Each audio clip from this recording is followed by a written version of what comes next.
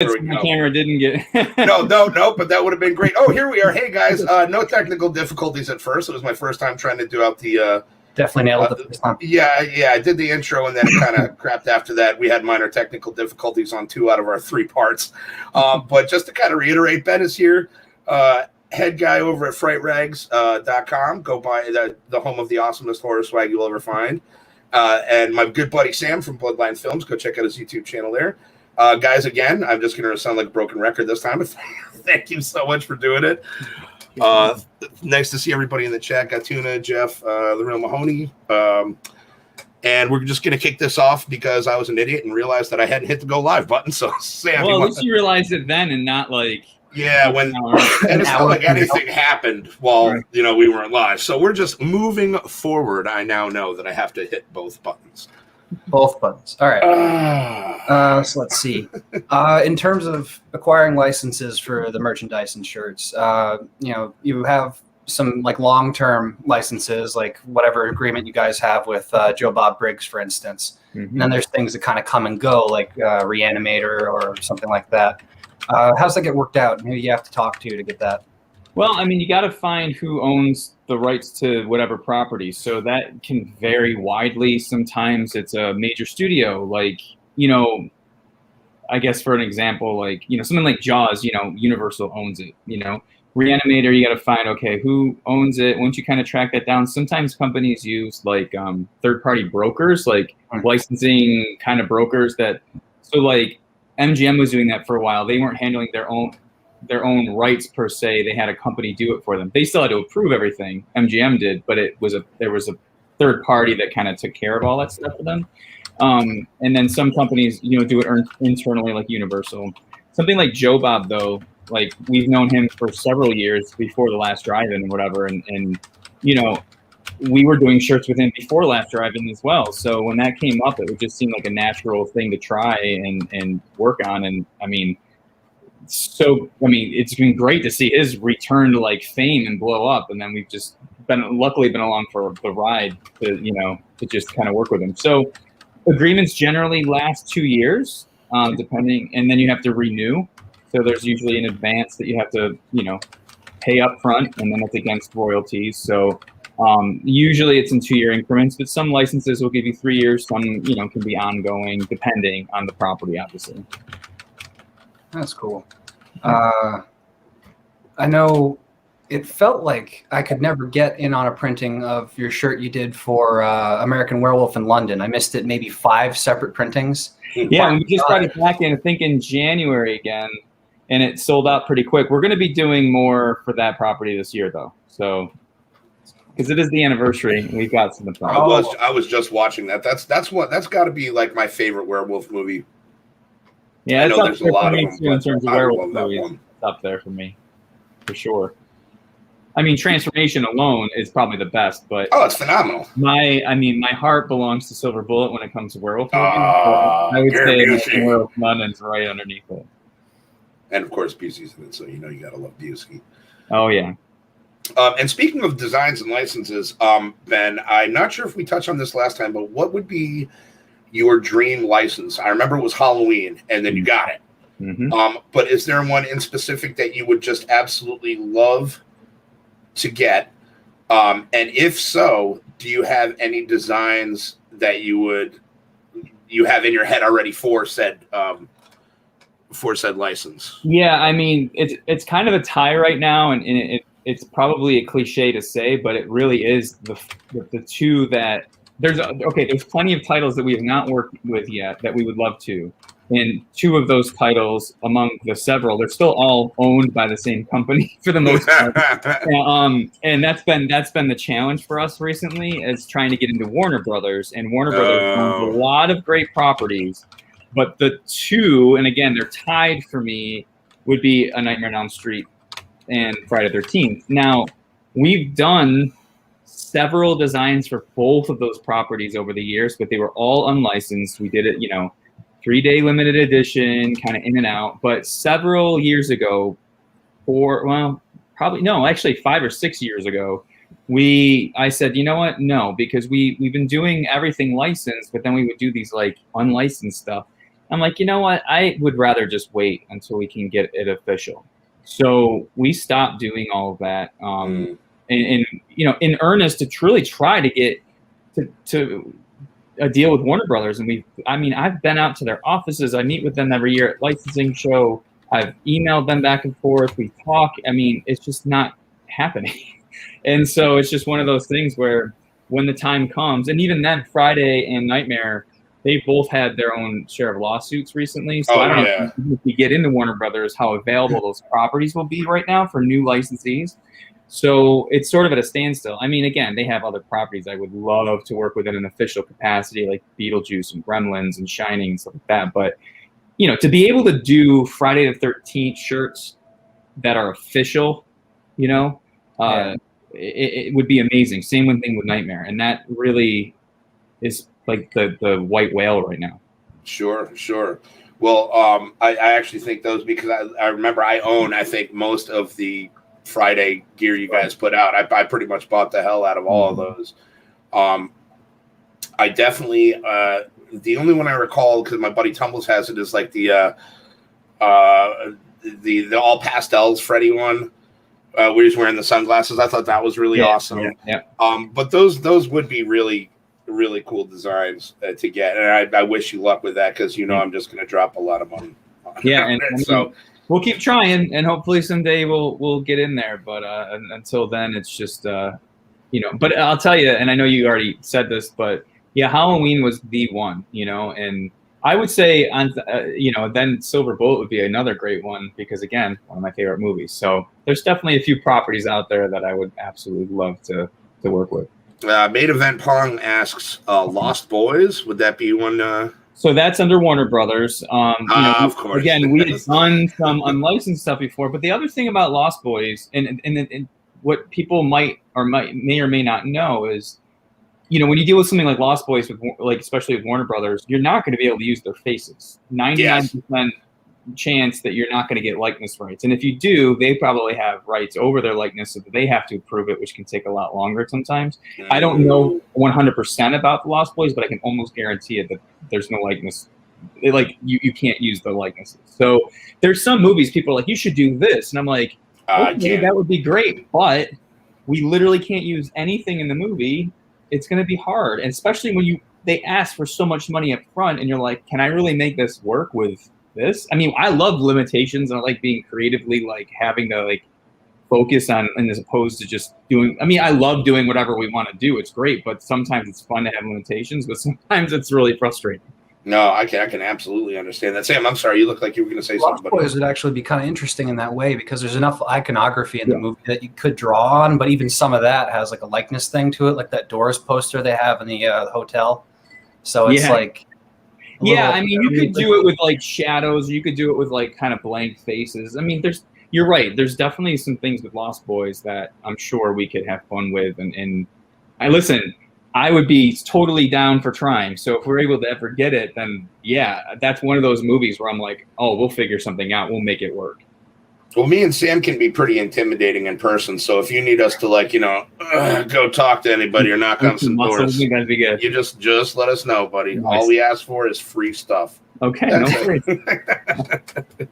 I'm willing to bet, though, that Nightmare on Elm Street will have the grip loosened a little bit pretty soon, because isn't the Wes Craven estate getting the rights back to at least the first film?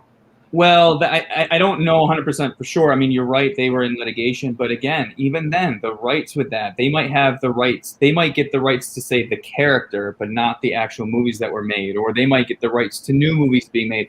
It can be splintered off. I think it's not going to be them controlling everything. It'll end up being this collaboration where us as a licensee would have to get approval from both places. Maybe it's directly through Warner Brothers, but then they have to go to the Craven estate and make sure. So that can become a little bit more complicated too, because now you've got more sort of hands in the pot. It's like Jaws is a good example. Universal has to approve it, but it actually has to go to Spielberg and Amblin for approval. So Universal might be okay with it, but if that camp isn't, you know, then we can't do it. You know, so it can complicate things a little bit. Absolutely. I'll soon get Spielberg on the phone for that kind of thing. I don't have him on speed dial. He's not in my contacts, unfortunately. But it's funny because I know it's his group that looks at it. I don't know for sure if he personally is looking at these things. I think he might be, but I could be wrong. I've never been told that he does or not, but I know it's Amblin that has to look at it. So, which is pretty cool. It's fun. Yeah. Main Event Pong asks, will it be as convoluted as Tales from the Crypt? Oh my God. Tales from the Crypt. Okay. So EC Comics is great to work with. We actually renewed our agreement. We hadn't had it in many years, but they reached out to us last year and they're like, hey, you want to work together again? I'm like, absolutely. And they reached out to you guys?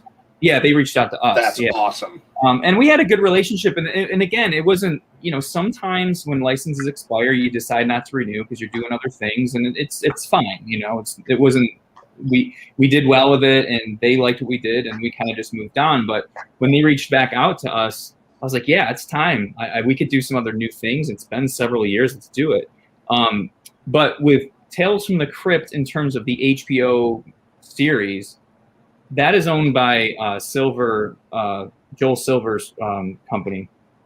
And we got the rights several years ago because we were working with FearNet. Oh, I remember FearNet.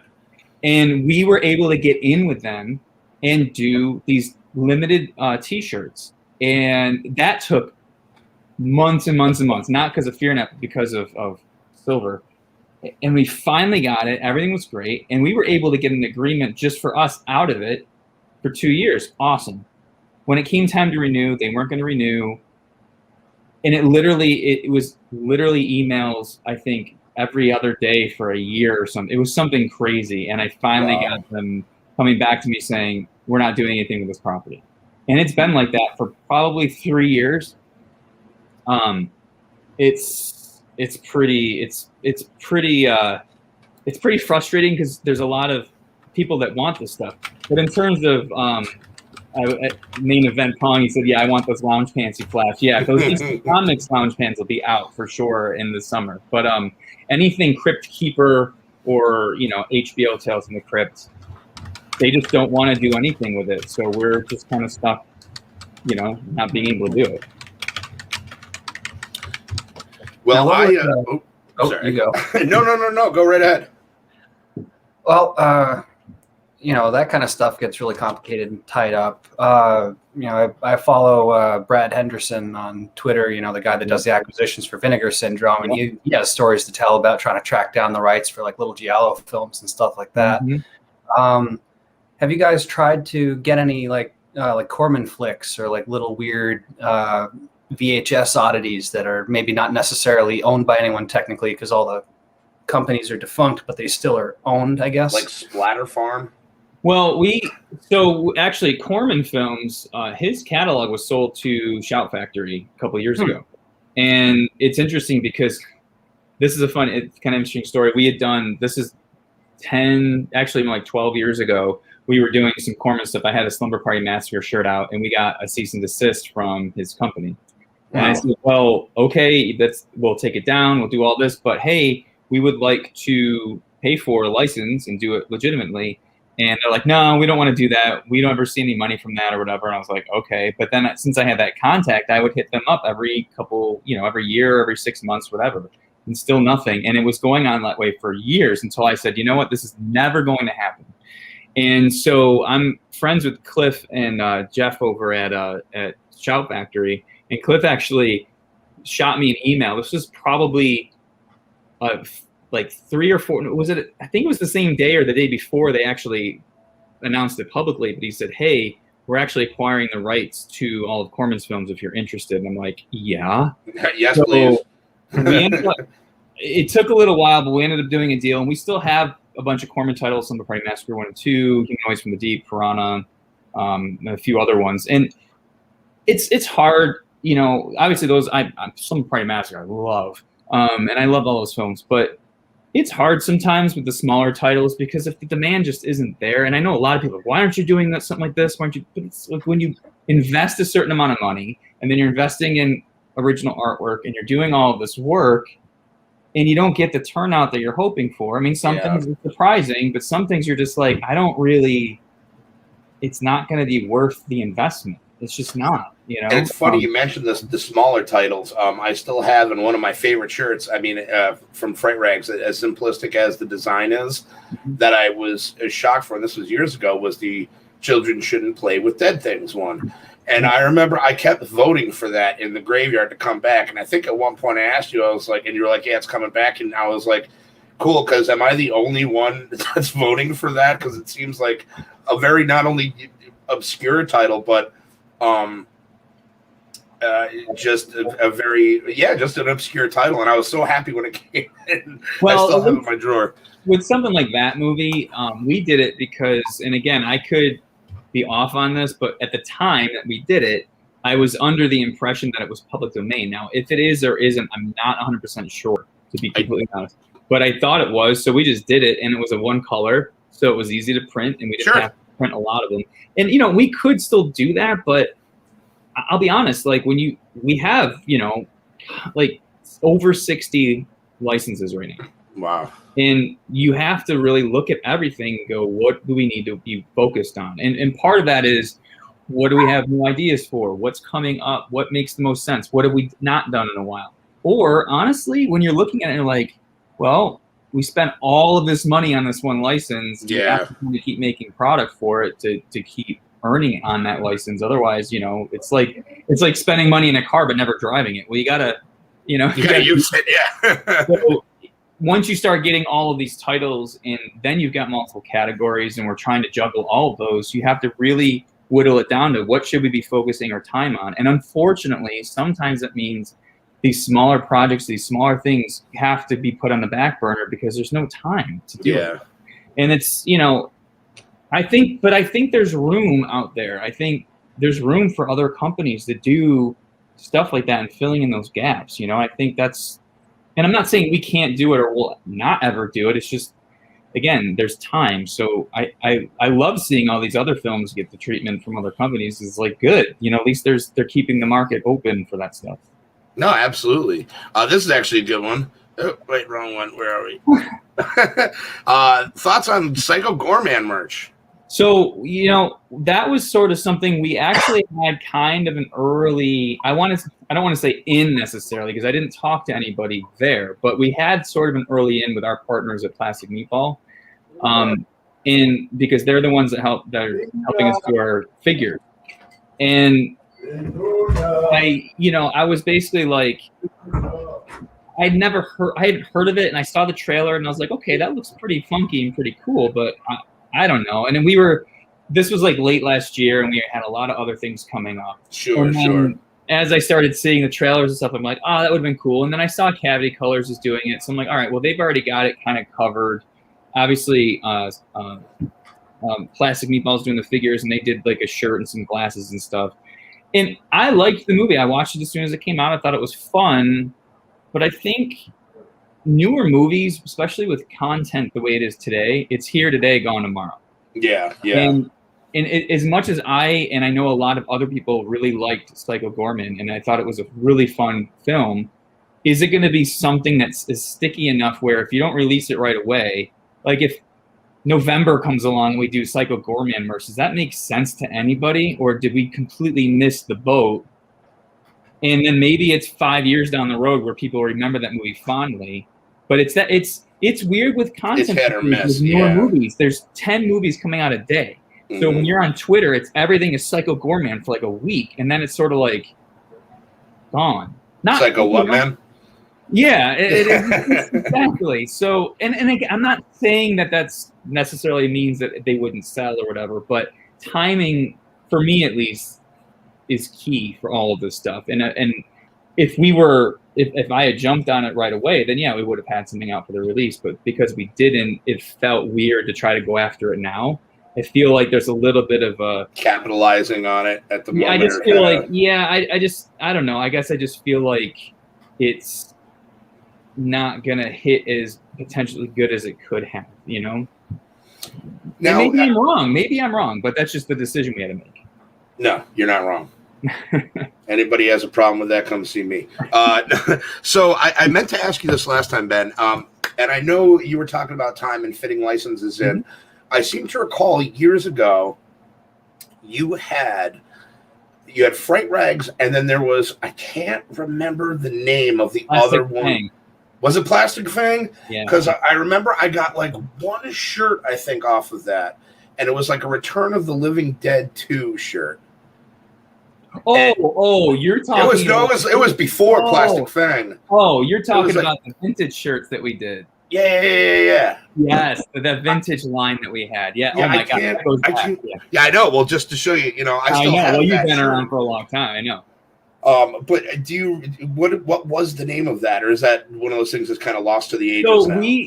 So we had a separate website that we ended up calling Chopping Mall. That's what it was, Chopping Mall. How the hell could I forget that? That's so around.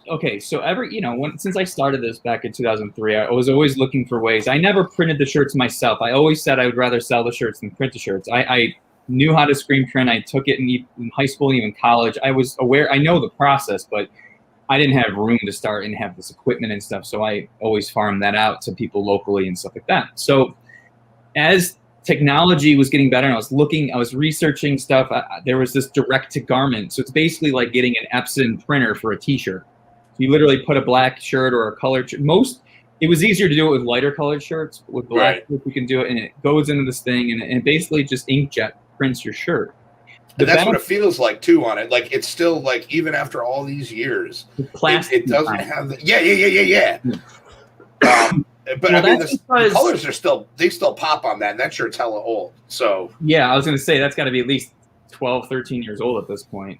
So with black shirts, you have to lay down a pre-treatment and then basically a white, and then you have to paint over it, or almost like a primer. Yeah, that's why it feels that way. With lighter colored shirts, it sinks into the fabric better. So, these machines cost anywhere from, I don't know, the lowest price is probably $25,000, and then you go up to like $100,000 and more, right? That's a spicy meatball. Yeah, I wasn't buying one, but there was companies I found that would contract out, and the benefit of DTG, it's called, is you can do full color for one shirt, whereas that shirt you're wearing, Hefty, that's got to be probably 8 to 12 colors, 8 to 10 colors.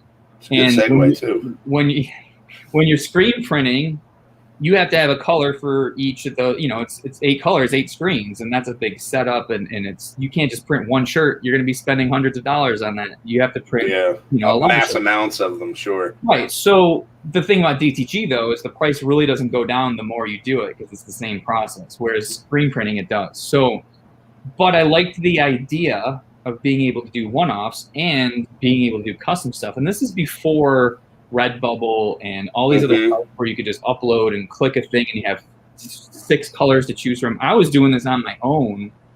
So I coded on our site, I had it to be such where you could do those things. I had to make each mock-up for a week. I think we offered like 8 colors. I had to do mock-ups for all of that for each design. So that I remember that because you could click on it too and it would show everything on it. I'm like, wow, This is insane. This is a lot of work. And then it just kind of went the way of the dinosaur one day, and I was kind of bummed because I'd only gotten the one shirt and there were like so many like retro titles that were on there. I was like, I really should have jumped on this, and I really should have jumped on this. But it's the soup that could have been. There's nothing you can do about it now. Yeah, I mean when it was part of the Fright-Rags site, I had to like separate every order every week and basically buy the blanks, send in the order to the factory. They would send it back to me. We'd have to put it in, and it was a lot of work. And then when I spun it off to a separate site, it was actually kind of a turnkey thing. Like we didn't do much with it. It was all done by the filming company. But by that time, we were licensing more. I felt like it was muddying the waters a bit, and it just wasn't worth the effort, because I could put that same time and effort into Fright-Rags and build that up more, as opposed to just doing these one-off, basically, bootleg. Yeah. We didn't have the rights anymore. I'm gonna sell that shirt for $90 as soon as the show's over. On that. No, I'm not gonna. Come on, we talked about that last time. We don't like that. But that was actually been a great segue into speaking of this shirt. This shirt, kind of the artwork, more or less, has a little bit of a controversy behind it. If you wouldn't mind maybe explaining that to these fine folk. Not at all. So we work with an artist named You Justin. can kill me later. Well, yes. We've been working with this artist named Justin Osborne since 2010. And so the first thing, he had contacted us, and in fact, he had that exact design is what caught my eye, because he sent it to me and said, hey, would you want to do a Phantasm shirt? I have this design. I said, that's pretty amazing. Yeah, like I want to work with you.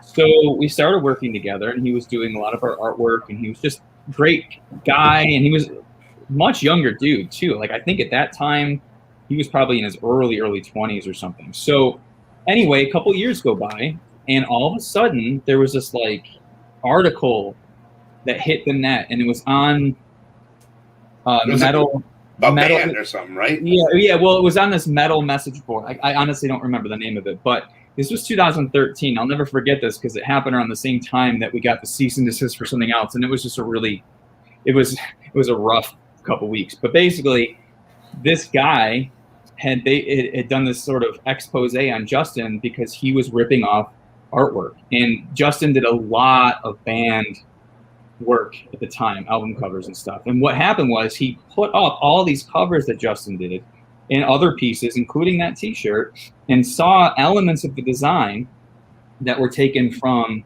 other people's artwork, like a Frazetta wolf or something like that. Like not just like referencing it, like straight ripping it off. Yeah, like cut and paste that wolf into the scene or whatever. So I was like, whoa, what's happening here? You know, and in fact, that the guy on that shirt, the Angus Scrim character there, is actually taken from this old 60s like horror soundtrack or something, right?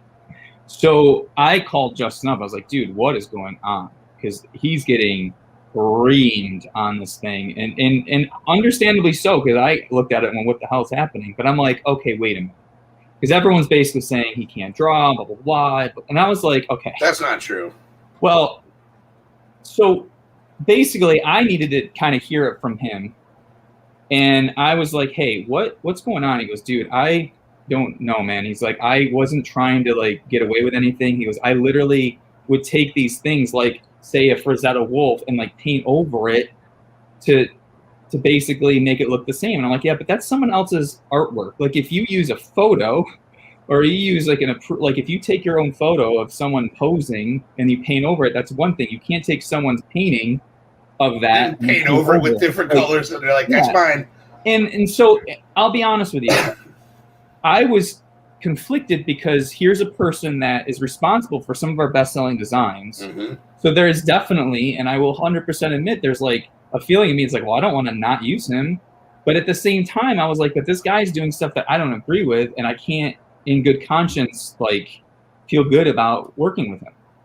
And so people basically people wanted to kill this guy. Like they really there was I remember there was a whole to-do. Yeah, no, go ahead. Oh no, I was just going to say, I remember in specific when I wrote when this was going down, and I asked you about, I think this was when Christy was still in charge. Mm-hmm. Of dealing mm-hmm. with the public, more or less. The response I got was, Ben, I'm going to let you handle this one. And then you took over on the thing and kind of explained it. So I was like, oh, whoops, I did, that's a tight position to be put in. And I apologize for interjecting, but please not continue. At all. So, and I'll tell you right now, Justin was close to like suicidal at this point. He was not in a good way. And so at the time we had a convention to go to in Cincinnati, and I was hanging out with, I don't think they'll mind me saying their names because it's not anything they wouldn't tell anybody else, but like Gary Poland's a good friend of mine, Jason Edmiston's a good friend of mine, and I respect the hell out of those guys as artists, and so does the community for that matter. And we were talking about it, of this situation, and I was like, what do you, because I told him, I sat down and I said, listen, I think this guy has tremendous talent because of his compositions. And yes, he might have relied on that wolf or that arm or that character, but the way he incorporated it into his design shows skill, because you could have done like your own reference image for some of those things and it would still work. It wasn't, and that was the weird thing about it. This guy's talented, yet he's using other people's shit for some things. So I said, am I crazy, or am I like filtering this through my own bias? or am I like, is this ring true? And both of those guys were like, he is a talented motherfucker. Like, this guy can fucking draw. Like, is he doing stupid shit? Yeah, he's being stupid, but he's not. That's not the crux of his work. And I felt better about that not because I wanted this personal verification, but it's just because I just wanted to make sure my thinking was clear enough. I didn't want to be just putting the wool over my eyes because I didn't want to believe something. So I went back to Justin. I said, listen, you know you can't do this, right? Like, you know this is not allowed. And by the way, you will be looked at like this forever now almost. And people are going to scrutinize your work from here on out. And I said, if you ever get caught again, I can never work with you again. Yeah. Like, ever. And I don't mean get caught, like do it again. I'm just mean if you ever start, someone is going to catch you. It's not going to happen. I mean, so, and that was 2013. And we've been using it ever since for many, many designs. And he's showed us reference that he's used. He's done his own photos. And I'll tell you right now, he's doing better work today than he ever did when he ripped anybody out. That's awesome. And to be honest, I'd be like, we've had people try. I had one guy last year that got really crazy on us for, he thought Osborne was at it again. I'm like, it was for our crow design. And I was like, dude, that photo that he painted is literally the photo was given to us by the studio that we could use. So you can paint over reference material all day as long as you're approved to use it. Yeah, exactly. So it does rear its ugly head once a year or so. Someone will come out saying Osborne's just nothing but a copycat or a, whatever terms they want to use. And I just go, you know what? Then write another article showing everything he's done in the last 10 years for us that's been ripped off. Please, No, that's a good way to handle it too. I think, and I understand a lot like that. That's fascinating to hear because I've never heard that story in such depth. Sam, you're an artist. What are your thoughts on that? Well, unless I misunderstood what you were saying, you said earlier on before he got with you guys, he did work for bands, right? Yeah, and he was still doing band work even when he thought he was working for us. So. I've been in that world too, little local bands and stuff, and the number of promoters and guys doing album art for bands and stuff that use like copyrighted material and take things. It's extremely common in that world, and no one's going to catch little dirtball hardcore band for using something from Chud, for instance, on their album cover because no one cares. But the second it's a higher profile thing, like, oh, we caught that because it's being sold as this, of course it's going to come up. And I have a ton of his shirts. Like, it's almost a prerequisite at a certain point. Like his whole run for the Halloween movies is incredible. I'm trying to get all of them really. He's really, and again, I go back to the fact that compositionally, and a lot of people don't know it either because we've only done a few shirts of his. He does multiple different styles. And like, there was one, I don't know if you guys remember this, there was a Dawn of the Dead shirt we did that was yellow. That was him. And if you looked at it, you would be like, oh, that looks really cool. And he would say Justin Osborne and be like, no, that can't be him. And then you kind of look at it and like, oh yeah, it does kind of look like his work, but he was different.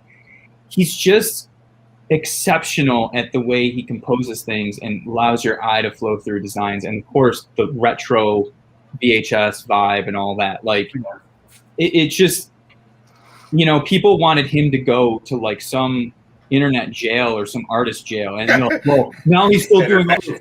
Where's the punishment? It's like, okay, like, I don't know what to say. Like, and of course we get, tell him to put him over his knee and spank him. There, yeah, I'm like, what do you take away his allowance?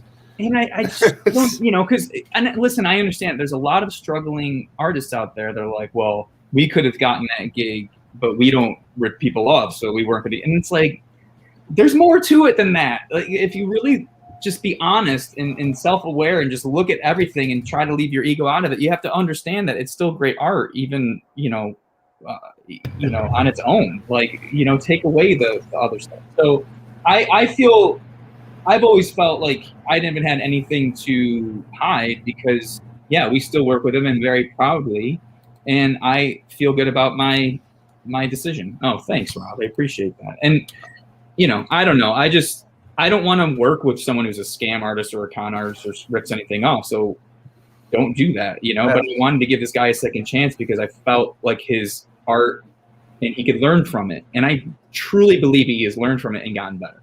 That's what Ben said about right before we did the second interview about me. He was like, "I'm gonna give him a second chance." He's like, "Fat fuck." That's actually really cool, and I'm glad. And you know who else I miss? Since we're speaking of some of the favorite artists that you guys have had, you know, myriad talented and fantastic artists over the years, Zornow. I really loved Zornow's. He had a very you're absolutely right, Jeff. He is a hell of a guy. Thank you, sir. He had a very, and I still have the zombie versus shark one that I know you guys licensed out to. This is the end, and I'm not gonna lie, I bought the movie because I found out that shirt was in it, and then I was like, oh, this is actually a pretty good movie anyway. It's hilarious. It's freaking absolutely, it's one of my favorites. But I literally bought it because I was like, holy shit, Fright-Rags shirt that I have is going to be in a movie. Woohoo! I mean, I'm not thin enough for the Raglan one, but I definitely picked up the other one. And he just had, I feel, a very, just like Osborne, a very unique art style. And do you, still work with him, or is he like old news and I just missed this? No, I mean, it's, you know, it's weird. Like when things come and go and, you know, obviously we worked with Jeff for many years and I love the guy. I mean, the guy is just, especially in person, man, like. Oh, I can only imagine. I can only imagine. Yeah. You experience Jeff, like that's what happens. Like it's just, he's awesome. But I don't know, like, I just think over time, like we just kind of have changed and, you know, certain vibes and stuff. And it just, every time we had a property come up, it just, I wasn't sure. I'm like, oh, should we, like, who should we work with and who should we use? And it just kind of goes through these phases. So we haven't worked with him in a while, but it's not like I'd be opposed to working with him again. I mean, the guy is awesome. It's just trying to find the right idea and property, I think, and just maybe have him run with it.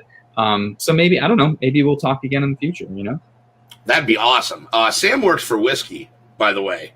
Nice. If you want to hire Sam. Oh, so yeah, you just great, give him a bottle and just be like, do this. And he was like, okay. Nice. I wish I had the shirts in front of me to check the signature because I don't. But there was, I want to say 2 or 3 years ago, at the same time, there was a Return of the Living Dead print, and there was a, I think it was They Live, but the thing that threw me was there was a silhouette on it that was from Assault on Precinct 13. Yes. And it was a really gritty, like pop art kind of like misprinted comic book look that I really liked. And it reminded me of a design from maybe 4 years before that for Reanimator that had like a really kind of, this was like hyper colorful, like layered purple, yellow. I have that one actually in the other room. I have the one you're talking about. The one you're talking about, the They Live, if I'm not mistaken, I think Kyle did that one. That Assault from Precinct 13. That was actually a cover that was used for both movies, if I'm not mistaken. Yeah, that was. You're absolutely correct. I think if you look it up, and again, it's been a couple years and probably like 300 designs since then. But like, I remember it because I remember looking at the covers, and I feel like it was like some international DVD cover or something like that, right? And it was Assault on Precinct 13. But yet it was also that same cover was done for They Live for another company or something. So I think we had seen it or questioned it too, or someone did. Maybe, I don't know if it was me, but someone questioned it, and I saw them. I was like, well, we brought it up, and I was like, what about this? He's like, oh no, it's used for They Live as well. I'm like, oh okay, then that's fine. Like it made sense then, as opposed to just completely taking it for one thing and using it on a completely different thing, you know. Yeah, I thought it was interesting because it was the shirts that brought my attention to that, and then, but also just the style of the shirts, and that's why I wanted to, like, I don't remember who did it, but you said it, but it was very distinctly different, you know, from some of the other things, like the kind of retro graphics of something like, say, like the G.I. Jason shirt, for instance, like that has a very distinctive visual language, but then, you know, those had that, like I said, sort of like Andy Warhol and even more acid kind of thing going on, and then like Osborne's kind of like photorealistic retro VHS thing. So it's cool to see like the spread of all the different styles that come through in the prints. Thanks. Yeah, well, we try to keep it different. I mean, again, you know, especially something like Halloween's a good example. Like, you know, it's the one movie we've done so many things for, but what keeps us going is like coming up with these different ideas, especially when you have artists that have distinct styles where you can look at and go, oh, wouldn't it be cool if, you know, you filtered Halloween through that person's eyes? That would be rad, you know, and we always try to look for those angles, you know. And then there's another interesting thing that you guys have been doing is like I think it was for Halloween. You guys did like Letterman jackets, like from the high school, if I remember right. And then there's also like the old school, like 1950s, 1960s, like Halloween costume kits with the plastic masks. Like the Ben Cooper you guys, style. Generate those ideas, and obviously that's a little bit less graphic artist driven and a little bit more different processes. Is that something you farm out a little bit differently, or is it? Yeah, I mean, like the masks and stuff, you know, we had made in China, found a factory that was able to do them. That was, again, that's the first one we ever did. Those were actually done by Monty Ward. Those were handmade, you know, Wait, Monty Ward, the same guy that did the Necronomicon cigar box? Yeah, he did. Wow. He did the Tarman masks. Those were, he vacuum formed them himself and he hand painted them. And we had the boxes made separately and we had to assemble everything together. So then, but I was like, you know, I really want to capture that full on Ben Cooper college building. And I had an Incredible Hulk one when I was a kid. Me too. That was one of the first ones I ever had as a kid. Me too. And I don't know. I just really thought it would be cool to replicate that. And, you know, luckily, again, we found a factory that could do it. The next one we did after Tarman was Terminator, and the eyes lit up. Yeah, I remember that one. Yeah. So it was, we actually had the factory sculpt that one, which probably wasn't the best. I mean, it ended up coming out great, but it just took forever to get done. But we had Justin Mabry of Trick or Treat Studios, good friend, obviously, Night Owl back in the day.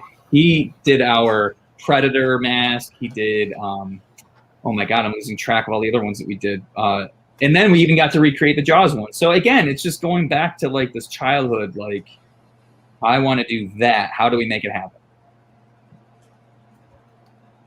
Are you guys doing any more of those in the future, or? The big masks, we don't have any thing coming up. The one thing that we tried early last year was the mini masks. Yeah, I was going to say the mini masks. Yeah. You know, we did Trick or Treat Sam, both versions, masked and unmasked. We did Stay Puft and we did Slimer. I loved the boxes that Kyle designed for them. The masks were great. We had John Tottarelli, who's a good friend of ours. Oh my God, like he is just an incredible sculptor. And he actually has sculpted, we've probably got, how many, 7 or 8 mini masks that he's already sculpted and painted for us over the last couple of years that we've not put out yet. And so we put out the mini masks last year. They did pretty good, but it kind of was like, you know, what else? We have other ones we can do, and then all of a sudden COVID hit, and we had other things coming up, like the Nanoforce lunchboxes that we were like, we got to get these done. So I'd like to do more mini masks this year. I just don't know if it's going to happen yet or not. We'll see.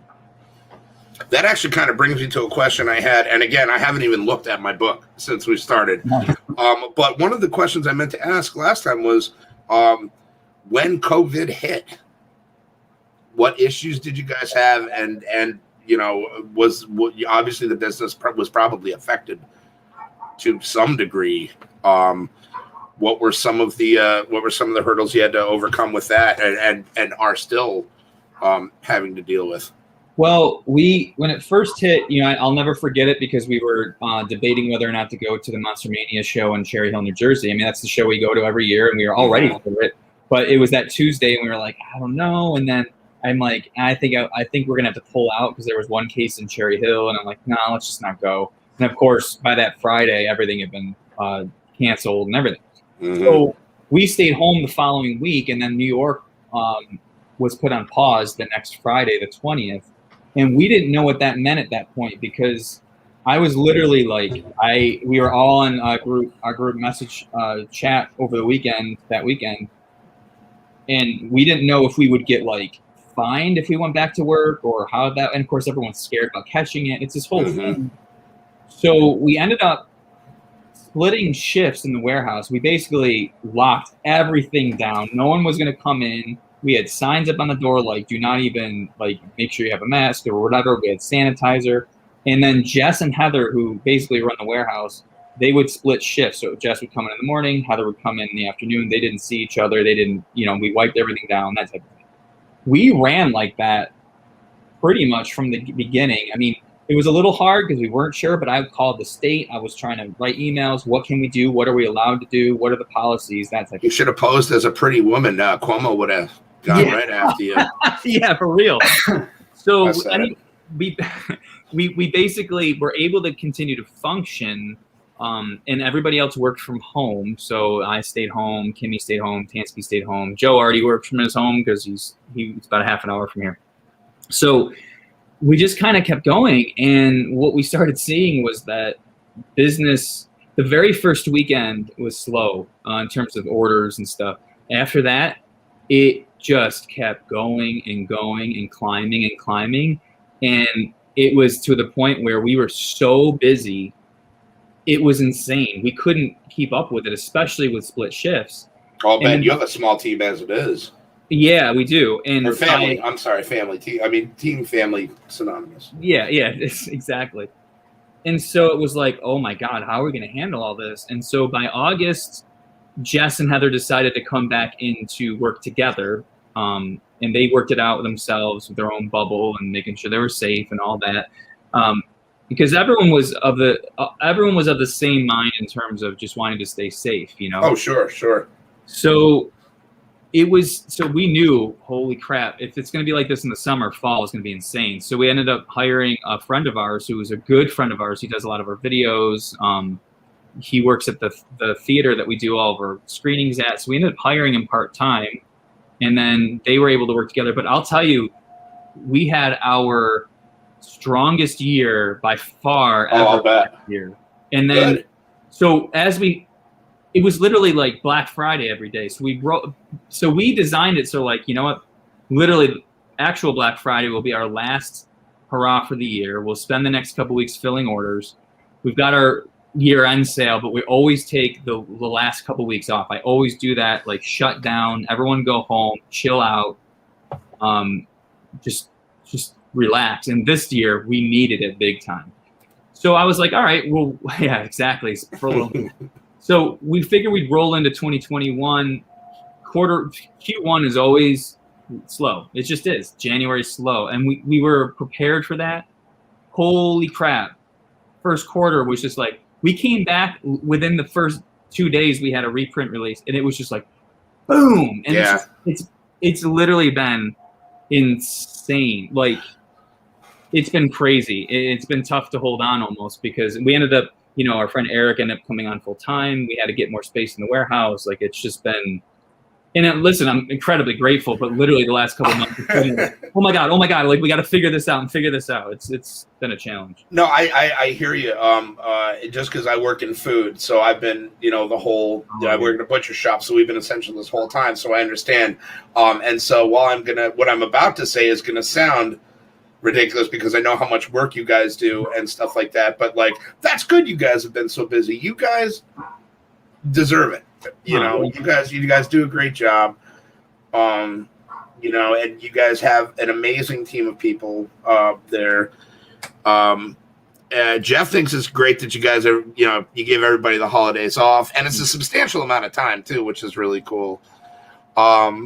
And actually, Nuff had an interesting question. Ben, do you respond to the Insta messages, or is that another team member? Just curious. On Instagram, that's pretty much all me. Like, once in a great while, one of our team will be in there on DMs. But honestly, Instagram DMs and Twitter is all me. Like, yeah, I mean, so I just, it's been one of those things where that's what I've been doing the last several years. Like, it's just been me. So, I mean, I can hand it off to Liz or Kimmy. It's fine. But I feel like some of the DMs are more directed to me anyway. So I just take them. And then if it is like an order question, and we do ask people to email, because I want all of that stuff in one kind of area, because Liz and Kimmy handle all that. So if I'm answering it over here, and then, it's just easier to kind of like direct, like, please just email service, and you'll get the right same answer or whatever, but just compartmentalize a little bit. But if it's just general stuff, then I'll take care of it. That's awesome. I think that's a nice personal touch too. When the owner of the business, Well, yeah, I mean, it's sometimes. I mean, I really have to be careful sometimes because it will take up a lot of time. Which again, yes, I want to make sure to get in there, thank people for posting when they tag us. I want to make sure to get the messages and stuff. But there are days where I'm like, I can't look at it for a while because I've got way too many other things to do, and then I'll sit down and go, okay, this 10, 15 minutes I'll just spend breezing through all these to get through them so I can and then move on. But just like anything else, it can be a time suck, if you're just kind of sitting around or you're waiting in line somewhere. And of course, it's like automatic. You pull out your phone, next thing you know, I'm like, oh, now I'm in it. Now I'm in it. I'm like, oh, crap. Oh, no. It's not a bad thing. It's just like, oh, I shouldn't have done it now. I should have waited, half an hour or something until I was in a better spot or something. Well, like you said, it has that personal touch to it then, which... you already hit one of my questions a little bit earlier. I was going to ask you where you dug up Osborne, and we did that whole thing, so I didn't have to ask that one. My other one was, whose idea was it to throw warheads in the bag? That was my idea. So, my daughter's outside. Sorry. When I was still filling the orders myself, I would buy from other companies too, and I would see companies put in like a trading card or something, or like a piece of candy, and I thought I would love to do that, but what would I do? How would I make it my thing? And I see Main Event Pong just said the toxic waste lately, which I'll get to in a second. So I thought, okay, if I'm gonna do, and at first I was doing Fright-Flix trading cards because I would buy them on eBay and hand them out because I loved Fright-Flix growing up, but the prices were so up and down for those and availability, I couldn't rely on them. So I was like, well, I'll just make my own trading cards. That sounds like fun. We can make our own line of trading cards and just hand them out for free. That would be great. So that started. But then the warheads, as a kid, my friends and I used to ride up to the convenience store and buy like lemon heads and Boston baked beans and all the little boxes, or 25 cents a box, and stuff them in our pockets and our socks and stuff. I'd sound like a human maraca walking into my house.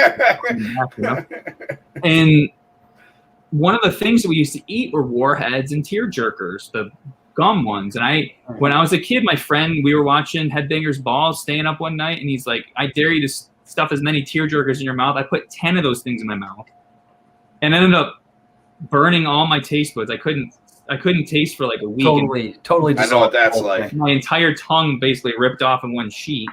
So stuff like that makes me think of the times when I'd watch these movies with my friends or staying up late.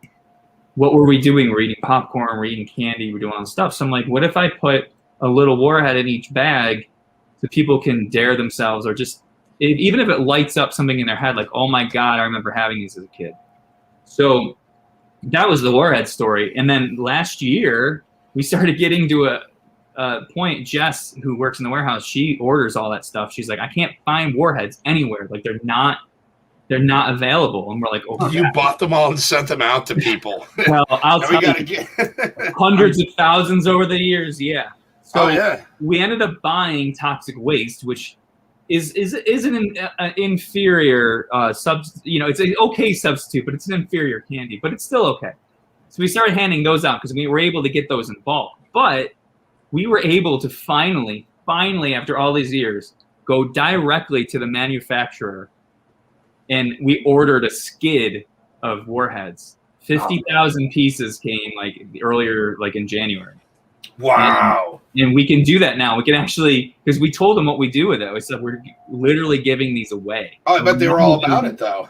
Reselling them. I just want to give them away. So we literally, we bought a skid of warheads, and then we'll do it again when we're out of those. So that's awesome. And I love the nostalgia effect as well. I think that's really cool. Yeah, because really, really strong nostalgia, like very specific even, because I remember watching like a shitty, worn out VHS of Jaws 3 as a kid, and I hadn't seen warheads since I was a kid. So to find them in the bag, but I was like, I got this cool shirt for a movie I like, and what's all this stuff? Warheads? Do these even still exist? Apparently, yeah, exactly. It's just it's fun, Like we had a guy, one of our friends, order from us, this is years ago, and on his little note he put, "Thanks for sending the shirt with my warhead order."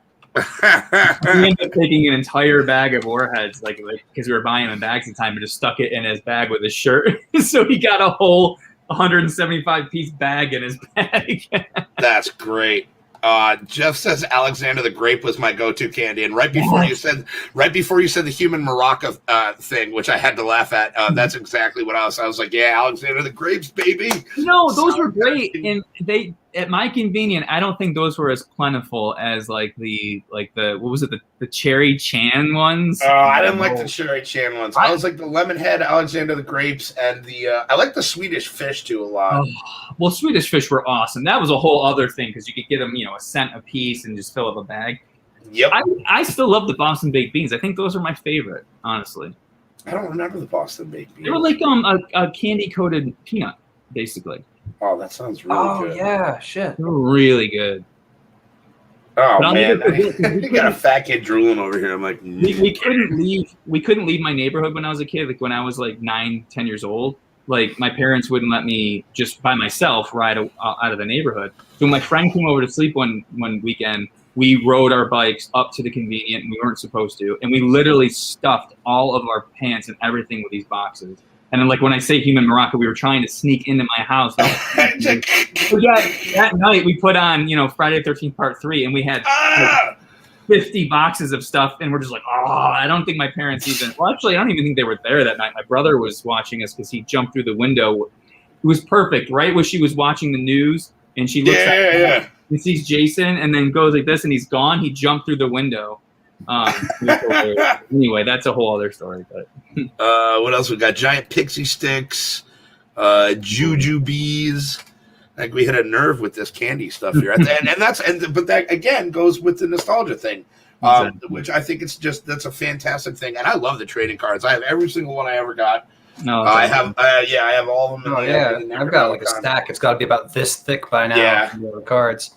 Yeah, people ask if they're ever going to sell them, and I don't want to because I want it to be something that you don't know what you're getting, and you can't get any other way. I think when you can just buy whatever you want, it's not as fun. Like, the stickers I love too. The stickers are fantastic. It's just fun to do, Yeah. We'll just throw some stuff in there. And it's like you're getting a little something extra with your shirt, which again, usually you just get your one thing. And you're like, well, I ordered this one thing and I got my one thing. Right. Then, then you're like, oh boy, I got candy coming. I think that's pretty awesome. One of the other things I don't think, Ben, that people know about you is that you're somewhat of an actor yourself. Yeah. Segues are not my thing. So this is a movie. If you guys haven't seen this, it's called Terror at Bloodfart Lake. And this is a fantastic, tongue-in-cheek, does not take anything seriously at all. Nope. Absolutely hilarious movie. It's actually one of my favorite movies. And I watched it first just on name basis alone. I'm like, all right, if I walk out of this movie disappointed, you know what I mean? Like, that's my fault because the name. You're just like, come on. So the main character in this is a guy named Ben who owns a company called Fright-Rags, correct? Yep.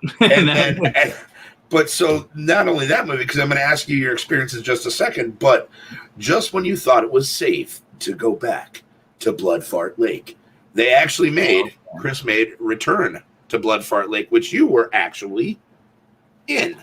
Yes, I was. Now, I loved both of them.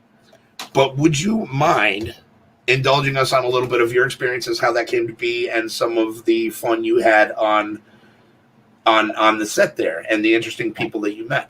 Absolutely. So I've known Chris Seaver literally since I started Fright-Rags back in 2003. I think it was probably within 4 or 5 months for me starting the company. His wife at the time, Lauren, reached out to me and she's like, oh my God, my husband loves your shirts and he makes movies and it's called Low Budget Productions. And, I looked and I was like, wow, these look insane, right? And it's funny, he lived in Rochester. So we never met, we didn't even meet each other for like several years after that. But we would kind of keep in touch here and there via email or whatever. But he's a great guy. And so he brought this up to me. Gosh, when was that? Was that 2008. This was boy, my old eyes. So this is 09 on it, so it had to have been 08 when he shot it. Yeah. Yep. So he's like, "Hey, I have this idea for a movie, and I want it to be about this guy named Ben who runs a company called Fright-Rags. Are you okay with that?" And I was like, "What's it about?" He goes into the woods for a weekend, or he gets to the cottage or whatever, and he wants to come up with some horror shirt designs, and then this crazy shit happens. I'm like, "Yeah, go for it. I don't care. That sounds like fun." And he made Terror Bloodfart Lake, and Andrew Baltis played me. He was Ben, and I thought it was great. It was fun, and it was just, and it was in typical Seaver style. And if you've never seen one of his movies, you just have to see it. I can't even. It's far from the worst movie ever. It's funny. Yeah, the people. I'll tell you, that is just real quick. That is, I have a huge collection. That is my most loaned out DVD. That's amazing. I have loaned this out to more people than I can even remember. It's so goofy, and it's his personality. And then it was a couple years later, and he's like, "Hey, I want to make a part 2. Andrew's gonna play you again, but would you want to get killed? Would you want to be the first kill in the movie?" And I was like, "So I get to play somebody else, but I get to play against Ben, and I had met Andrew, I think, once before, whatever. He's such a great guy, and it was just funny because I know, like Meredith and Nicole, but a few of the people that are in there and stuff. I hung out with a little bit with Chris and stuff there, here and there. But he was like, "Yeah, come down to," I think it was, again, his wife at the time, Lauren. I think it was her family's cottage on Canandaigua Lake. And he's like, "Just come out for the day and we'll shoot you and do all." I'm like, "That sounds great." So I got there, and I was going to get stabbed by corn on the cob, I think it was, right? Yeah, yep. Beautiful location, too. It's absolutely gorgeous up that way, man. Yeah, it was great. So, and it was fun because playing against Andrew as Ben and me, it was actually a lot of fun. And it went really quick with that scene and stuff. And we just hung out and had some food and just, I don't know, it was a good time. I like the camaraderie on his sets because everyone's just. Well, that's one of the things that I kind of was a parallel that I saw to like you guys. So, again, you and Tansky and Kimmy and everybody are a small tight knit group, but that seems to be the way Seaver works with his. Like you look and you got basically all the same people. Yeah, and you got Swear. Like I never know how to pronounce Josh's last name. Oh yeah, I know. But they're just. It just looked like fun to be on. Yeah. And I absolutely loved it. I was like, and I own actually most of the shirts that are in Bloodfart Lake. Yeah. But that was really cool. And it's one of those ones that, again, one of these days I'm going to get those out to you so you can sign them. Once I stop being lazy. But again, it was one of those things where I saw you and I was like, holy crap, that's like actually Ben. In the second one, and I was like, if I ever talk to this guy, I was like, I'm so gonna bring this up. Now, with that being said, have you guys, and I know this is not the first time I've asked you this question, but have you guys ever thought about doing come on, dude, a Bloodfart Lake design? I mean, you might be surprised. You might be surprised, sir. It's certainly possible that movie would I don't know, maybe, let's see, that was 2009, so I don't know. What is it? In a couple of years, it'll be the 15th anniversary. Maybe we should do it for that. I would absolutely look. Put it out on 4K. I'll get Chris to do it on 4K. I think that'll be good.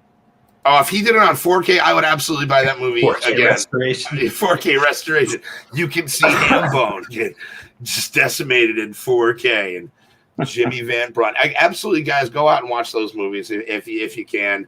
Nuff was just saying he found it on Vimeo for $4.99. Would prefer a DVD copy. Yeah, it's an absolute.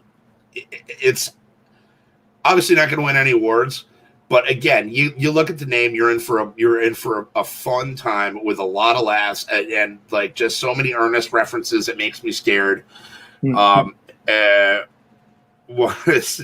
everybody. I would absolutely buy the hell out of that. So Ben, if you ever want me to just literally throw money at you, make it rain this way, dude, I would be like, stop. You think I spent a lot at this point, man? You do something like that, and I'll end up like, I'll trade you my car. What are some of the? And I know we went into a little bit. I'm sorry, Sam. Did you have anything you wanted to say, buddy? I I mean, stuff comes and goes. It's like trying to hold water in a strainer at a certain point. But you know, outside of trying to remember what it was, we double featured Blood Fart Lake with the one Wasn't night. that Splatter Farm? It might have been Splatter because Farm, we were doing like the terrible ones. It was the twins. I can't think of the name now. The one brother just passed. Yes, thank you, John and Mark. Which got me thinking about all kinds of other stuff, like how far you guys would be willing to stretch the brand, because obviously it's mostly horror stuff that you guys do, but like Ghostbusters being more of a comedy, but still obviously having a lot of practical effects and optical effects that's certainly at times scary. Something like I get that. compliments Also, on this all the time, by the way, Ben. And this is a plastic Fang one. Yeah, so getting into some of that boundary pushing stuff, like like the Burbs, or even beyond that, getting into weird kind of like grindhousey, like crappy action stuff, like I can't even think of the name of the movie right now, but like the stuff by like David Pryor, for instance, or what was the one that Joe Bob did recently, like Deadbeat by Dawn, like that kind of thing. It still kind of sort of fits under the umbrella, but definitely isn't like horror necessarily, but has its fair share of like gore and like just over the top elements. That's something you guys would do, or are you worried about it diluting the brand? No, like this is the thing. So several years ago, again, time right now feels so nebulous. I don't even know if it's 5 years or 10 years at this point. But like 3 or 4 years ago, we did a line called Plastic Fang, and the original impetus for this whole thing was because I really did feel personally like I had painted myself in a corner with Fright-Rags. Basically, it is what it is, and you start breaking out of that mold, and it felt to me like it was going to be weird if we tried to do things other than straight up horror. But as a fan, I'm a fan of a lot of things. You know, I would say E.T. is probably my second favorite movie of all time. And you guys had that license, didn't you? Yeah, and you did that stuff. Yep, we've done E.T. and we'll be doing more. So I wanted to think of something I could do on this, like second, like in line with Fright-Rags, but a second brand, and I came up with the name Plastic Fang because it to me felt like it was not generic, but it was universal enough to kind of cover a lot of ground. And I had originally envisioned running a separate website, separate everything, but that's a lot of work. And what I mean by that is it's a lot of upkeep and maintenance on a separate brand. When it's just so I'm like, well, maybe we should make it a subset of Fright-Rags. And we were working on that for a little bit. And during that time, we released some shirts like, and again, they were mostly limited edition because we weren't at the time doing the licensing for them, but like Running Man and Little Monsters and Point Break and, more or less influenced. I mean, obviously Little Monsters is definitely on the nose, but like the Point Break one looked like Reservoir Dogs kind of. And you had that one Die Hard print too. Yeah, well, we did Die Hard as a straight up Fright-Rags, but that's the thing. So with Plastic Fang, it was a place for these other designs. And then I started thinking, and as I started realizing, I was like, I think I'm overthinking it. I don't think people mind if we do Home Alone and make it Fright-Rags. I don't think it's going to cause anybody to care too much. Did you ever think of doing the thing like you did with the Christmas Gory with Home Alone? Well, we like kind of Home did that but Not Alone or some shit like that. Okay, so like we did that for the Shovel Slayer because we made it look like it was a horror movie.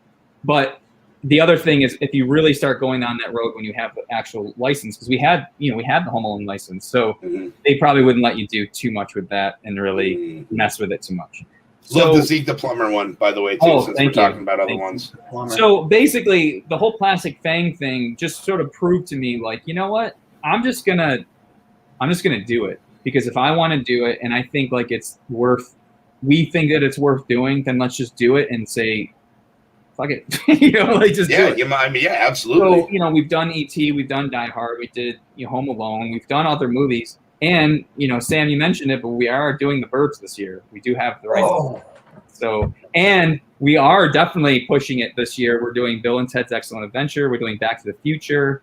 We've got other movies that you might not. I mean, clearly, Back to the Future has no horror elements whatsoever. So that's it might be under the guise of science fiction, but it's definitely not horror. But I'm like, I am the biggest fan of Back to the Future. Like, I love that movie from the second I saw it in the theater when I was a kid. I tried to get my bike up to 88 miles per hour so I could time travel. Like, this isn't something for us to do just because we think it would be cool. Like, we want it. Like, yeah, we're wanting to wear this stuff and make this stuff. So that is sort of the direction that we try to go in. Oh, here's a really good question. How did I not think of this?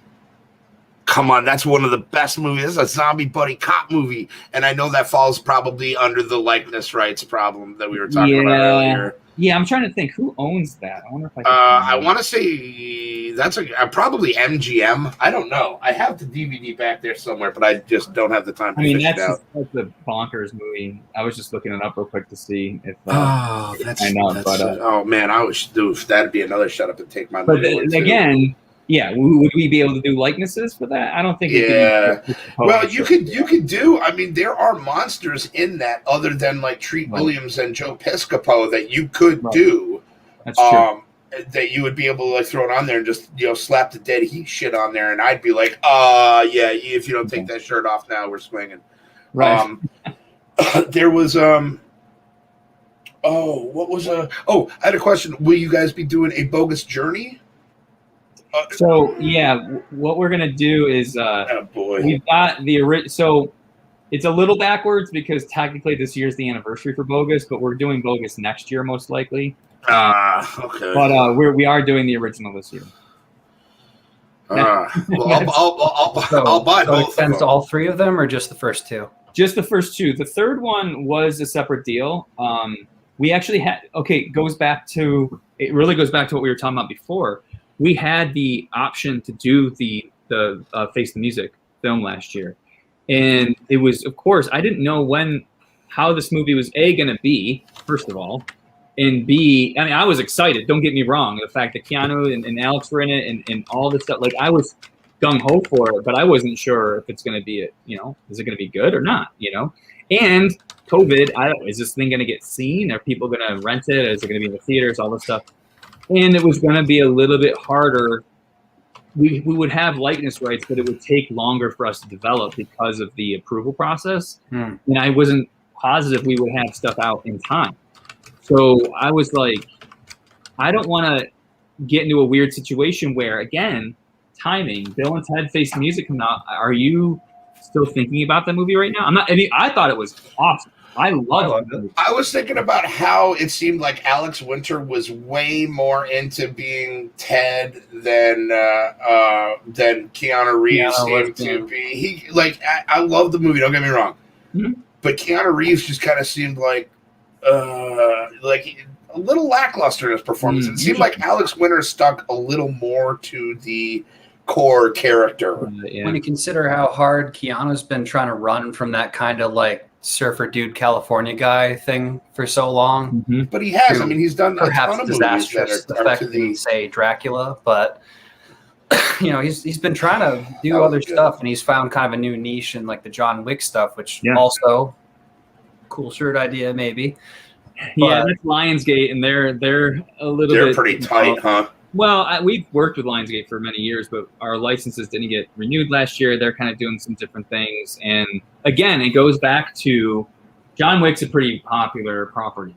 And if he's got likeness rights and if, the money they're going to want for it because it's a hot property, the approval process, and then what can we really do to really, I'm not saying it wouldn't do it. Maybe it would do great, but what if it doesn't? That's a risk, Yeah. And again, I'm not against new movies or all these other properties and stuff, but you have to kind of you have to take risks for sure, and you have to try things that you might think might not work. But sometimes you gotta go, well, I think that's going to be a lot better for us, and we should probably focus our time on that as opposed to taking this risk here. And it's always a game of just trying to figure out what to do. It's a gamble, it really is. Everything is, I feel. But you're right, and I think, and again, just from all the talks we've had, it seems like likeness rights is the biggest hurdle when you get to stuff. Yeah, it can be. And honestly, newer films have all that stuff. So, like, older films sometimes are easier because there was never any of that stuff. Yeah, there was no thought of that. There was just, unless it's a bigger company like Universal, where they're like, not in the contract, we're not going to let you do it regardless.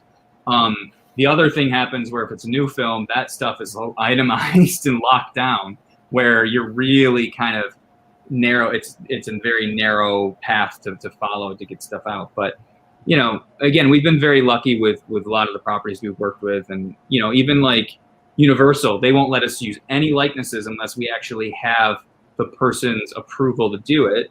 So, like, for something like Halloween 3, because I know Tom Atkins, I could get him to sign off on it, and we were able to do Tom. So that's really cool. You know, we're able to work around Tom Atkins. Oh, God, he's the best. We're able to do that to a degree. But is there a cutoff point on that kind of thing? Because obviously, you know, Halloween 3, in the relative sense of cinema as a whole, is kind of a newer movie as opposed to, say, like a White Zombie, for instance, with Bela Lugosi, who obviously isn't around to sign off on whether or not he's printed on a shirt. But you had that cool kind of glow-in-the-dark Bela Lugosi shirt. But we work with his estate, so that's another thing. So we work directly with his granddaughter, Lynn. She's awesome. So if, you know, and they actually, it's funny you bring up Lugosi, because that has a very, like, they have a tight control over that likeness to where we can't do Dracula as a universal monster. Like, we can't have a universal monster collection and have Frankenstein, Dracula, Invisible Man, Creature, and Wolfman even half the time, because the rights to Bella's estate are basically like, you can't, like, we can maybe do a generic Dracula for Universal Monsters, but if it has to be Bella, it's a totally separate license and a separate thing. And same thing, Wolfman's a little bit different. Like, you have to work with Chaney's estate. We work with his grandson. And again, it's like the title is one thing, the likeness is another. That person doing it is another thing. It can get really messy. And like when we do the Universal Monster stuff, and people are like, where's Dracula? Well, we would love to put Dracula in there too, but we can't. We have to do it separately. So it sounds like the only people that really lose out are the fans on that one. Yeah, a bit, but I also understand it from perspective of Lugosi's estate. Like, he didn't get anything from these films, and Universal, you know, probably made a lot more money than he did, and so I understand both sides, and you know, Universal doesn't want to get sued. They're using, you know, someone's likeness. They want to make sure that they're on the up and up, so they don't want us to do something inadvertently that brings it back on them, and I understand that too. So I see it both sides, but you're right. As a fan, like, you know, we did the Universal Monsters Lounge pants, and we had Frankenstein and Creature and Bride and stuff on it. But, you know, where's Dracula? Well, we can't do that. You know, like, it's just that becomes a both Universal call and a Bella Jr. call, and it has to coincide at the same time if you're going to do this. Yeah, and honestly, if we started, we could potentially group them together, but then it becomes a double license. So now we're licensing it out twice. So all I hear is dollar signs. It's just one of those things, you know. But I thought we've been doing pretty good working around it, because we've done some great Dracula stuff that fits right in line with the other Universal. I mean, the Hammer Dracula stuff. That's a whole other license. Yeah, exactly. Yeah, that was kind of a neat turn too. I wasn't expecting a full like Hammer line there. Yeah, we, you know, again, same thing with Hammer. Titles are owned by certain companies. Hammer, the company Hammer itself, Hammer Horror, they own Prince of Darkness. They own a couple other titles and a few other things that we've done, and actually did better than I expected for some of the lesser titles that I was a little bit worried about. Because again, some of these things can be really popular with fans, but they don't want a shirt of it. You know, I mean, it's like a lot of things. You could love something, but maybe it just doesn't sell well as apparel, you know, whereas other things just seem to always perform well. And just, you never know until you try.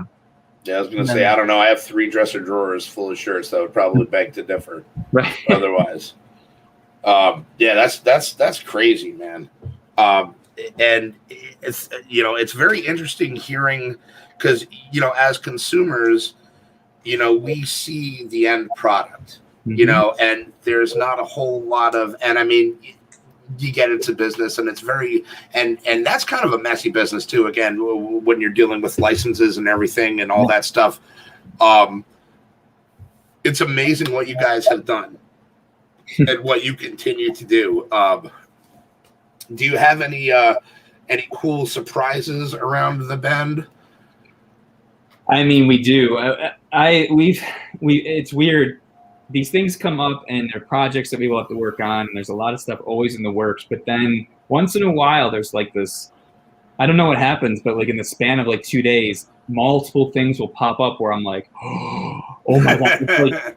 It's like opening another room and just seeing like all these other toys lying there. And you're like, oh my God, I didn't know this existed. And your brain just starts firing in all cylinders. And this week happened. I had 2 meetings this past week with 2 different people, 2 companies and stuff, where it lit up my brain like, oh my God, we're able to do this stuff. And this is so even way early on to even talk about, because I'm just now trying to line everything up. Because say it's something like, for example, the lunchbox we did for Halloween, the way that came up, it was like, ooh, this could be fun, and we were able to do it for Halloween. What else can we do it for? What would make sense to do as a lunchbox and all that? And obviously Night of the Living Dead. In terms of more immediate surprises, I did a really, some people got it, but I did a small teaser on my Instagram stories the other day, on Friday, I think.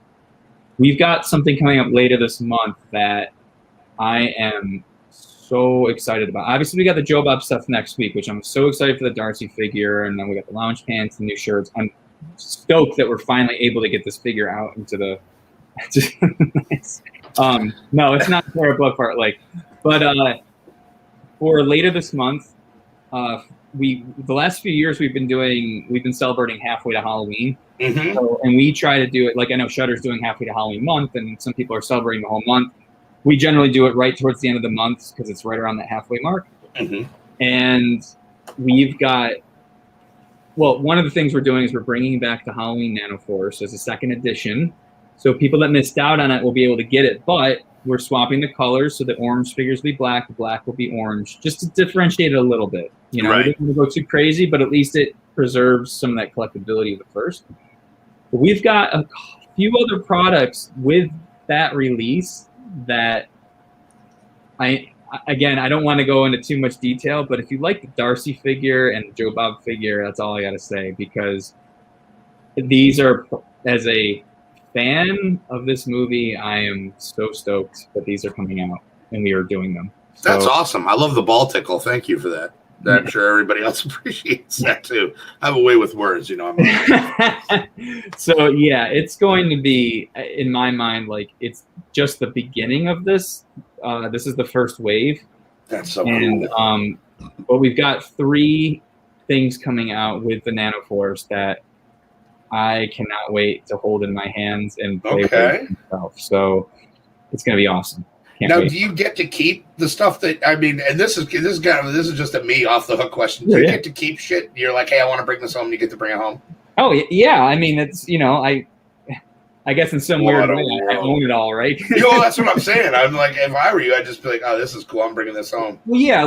Usually what happens is like my Halloween lunchbox was the sample I got last year from the factory. So they're sending us a sample to look over. And in a case like that, I've got it on my bookshelf and it's there, and I don't get it. I'm not grabbing a second one for myself. If I wanted to, I could, but I'm not, to be honest, there are some shirts and stuff that I miss out on because I'll forget to grab it myself, and we'll sell out of it. And if we're not bringing it back, I'd be like, damn it.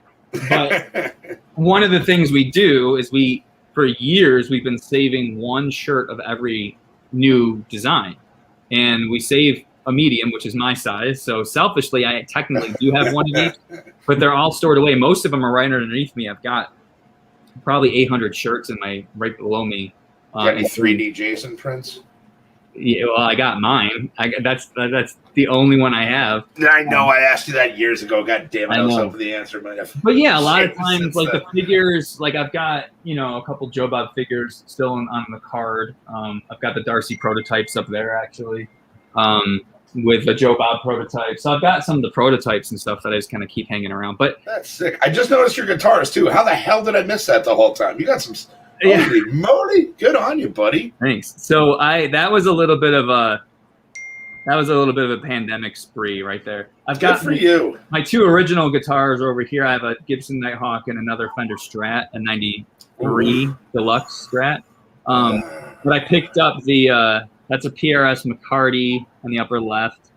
That's a Strat Ultra, and then I got that's the 1959 Custom Shop Gibson. The Epiphone down at the bottom. Anniversary. Yeah, and then I got a Custom Shop Fender Tele. That's a 1952 Custom Shop. Not bad. I sold a bunch of my stuff last year. I sold a bunch of music gear, and I sold some other things.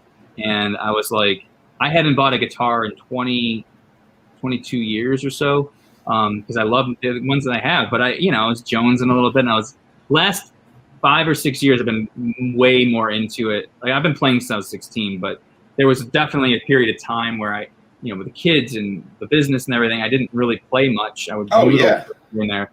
But then I don't know, about 6-7 years ago, I really kind of like, I need this as a creative outlet. You never lose that, man. It's always there, bro. Yeah. That's fantastic. No, I was just looking, I was like, how the hell has it been like 2 interviews and I never noticed the guitars? That's fantastic. Yeah, Sam and I both play nice stuff. Yeah.